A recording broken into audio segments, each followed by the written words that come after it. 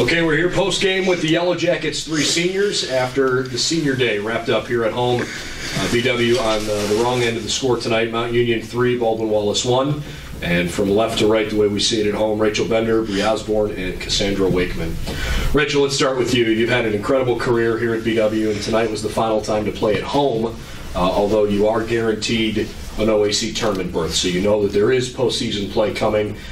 How do you try to balance the bittersweet moment of knowing that at least some of your career is coming to a close with no more home games, but there potentially will be longer play this season? Yeah, it's definitely sad that we're not going to play on our home turf ever again, but I think we just need to concentrate on what's coming up and focus on not just the tournament, but also winning Saturday and then going and winning on Tuesday. So, Bree, probably not the night you guys had hoped for, giving up a goal early in the game.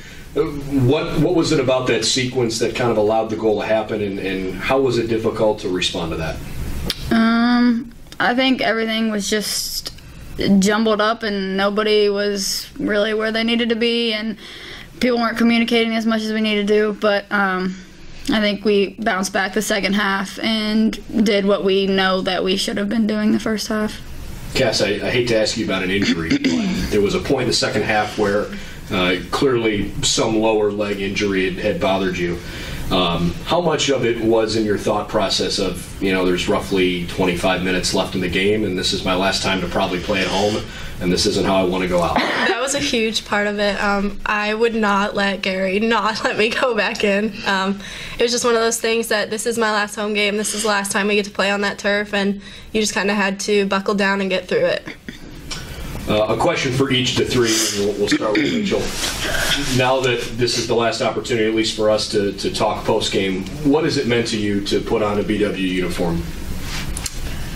We kind of talked about this the other day, actually. We had a big talk about what soccer means to you and what BW means to us, and like we talked about, it's just become who we are. So being a BW soccer player is just kind of who I am. It's kind of how I define myself. When you're in class and people are tell us something about you, I only know how to say I play soccer here. That's just who we are, I think. So that's what it's meant to me. It's kind of just become our identity. I think she did say it pretty well, but during that talk, a lot of people explained why they loved soccer or what they loved about it, and BW really is a special place to me, and I think a lot of the people on this team. I know we all have pretty close relationships with Jim, and I know that he's taught us a lot of things that are applicable to the field, but also we will carry on throughout the rest of our lives, so I'm just really grateful that I had the chance to play here. They both said it pretty well, pretty in depth too, but we've had the opportunity to define ourselves this way on the soccer field and off the soccer field with the core principles that we have that have helped us grow into stronger women. Mm-hmm. You guys were in the unique position where you went through a coaching change, at least from a head coaching perspective, midway through your time here. But Jim Waickman wasn't a total stranger to the program, and so in some ways it was an easier transition than if someone who was not on campus had taken over the program. I'd love it if each of you could maybe touch on what your time the last couple of years in particular has been like working with Coach Waickman after he took over the program. Do you want me to go first? Yes, you go first this time. It was still a big change, but at the same time, we took a year to figure it out, and then this year was super strong with Jim. I think he understands us and understood how to coach us, and that was really important in our success.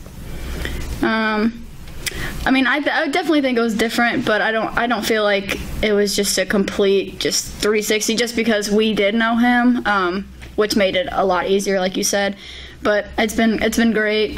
We've had our ups and downs as a team, but having him come coach us these last 2 years, it was a blessing.